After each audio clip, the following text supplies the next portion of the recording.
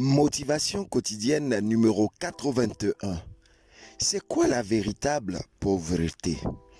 Africaines et Africains nouveaux, Ivoiriens et Ivoiriennes, bois de manioc. Notre société a défini ce qu'est la pauvreté ou encore ce qu'est le pauvre. Les standards sont connus, mais quand dit-on que l'Afrique est pauvre? Est-ce vrai ou est-ce une manière de nous dévaloriser? Et que nous aussi, nous partageons cette vision? Écoutons cette histoire. Un jour, un jeune homme d'affaires emmena son jeune fils à la campagne avec la ferme intention de lui montrer comment des familles de peu de moyens vivent au quotidien. L'homme et son fils passaient une journée et une nuit entière dans la ferme d'une famille très pauvre.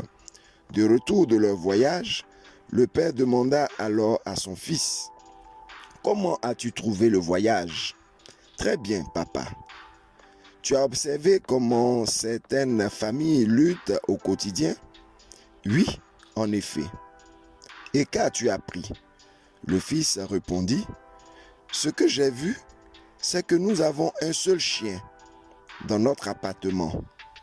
Eux, ils en ont 4. Nous avons une piscine qui fait la moitié du jardin. Eux ont un ruisseau, un lac qui n'a pas de fin et qui leur sert de piscine. Nous avons des lampes de jardin, alors que eux, ils ont les étoiles. Notre patio ne laisse rien entrevoir. Eux, ils ont l'horizon pour eux. Nous mangeons individuellement chacun dans son assiette.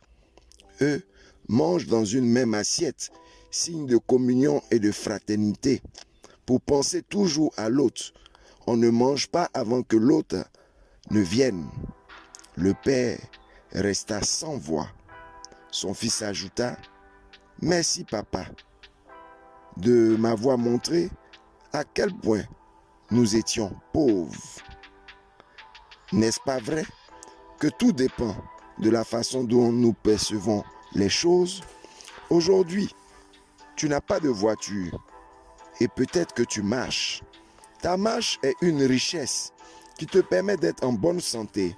À d'autres, le médecin a imposé une marche quotidienne d'au moins 20 à 30 minutes par jour comme effort.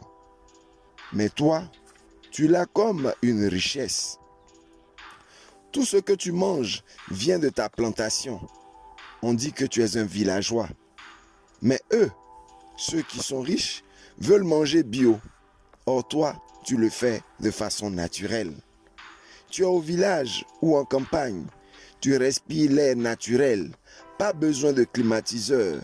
La nature s'en charge comme un climatiseur naturel. Et cela est gratuit. Qui est riche? Qui est pauvre donc? La seule manière de voler une poule, c'est de remplacer ses œufs par de petits cailloux en forme ovale, semblables à ses œufs. Ce que tu appelles pauvreté est en réalité richesse. Ta culture, tes valeurs, ta terre, tes ressources naturelles, le nombre de tes enfants.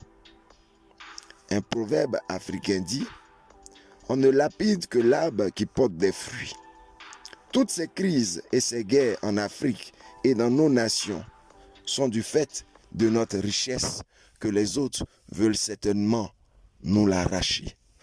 C'était ton coach Paul Blanchard-Raquet, influenceur au naturel, bois de manioc. Nouvelle idée, nouveau départ.